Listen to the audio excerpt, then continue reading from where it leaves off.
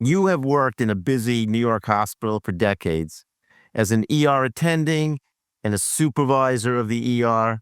You know how chaotic it can get, which is totally understandable.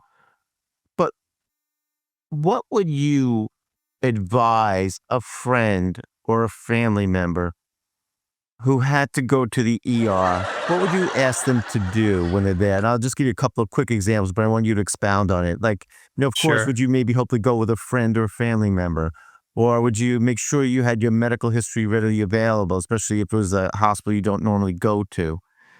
And I guess the last one, and then I want to hear you speak, is it's really also your decision choice of hospitals. Now, sometimes you don't have a choice. In an emergency, they'll take you to the closest hospital. But other times, sometimes people do have a choice and they can maybe go to a very good local hospital or a teaching hospital.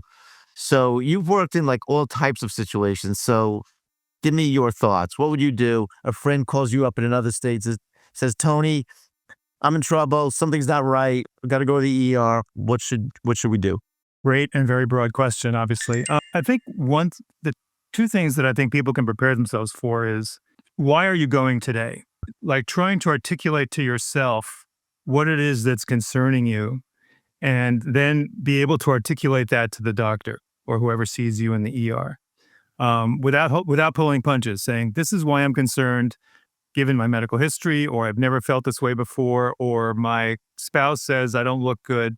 Whatever that is very valuable information for whoever sees you in the ER. Um, your point about bringing your medical history is critical. That should always be the case. Bring me the medications you're on. Give me as much information about who you are as possible. The other option, and people are reluctant to do this, but I think it's often life-saving, is calling the ambulance.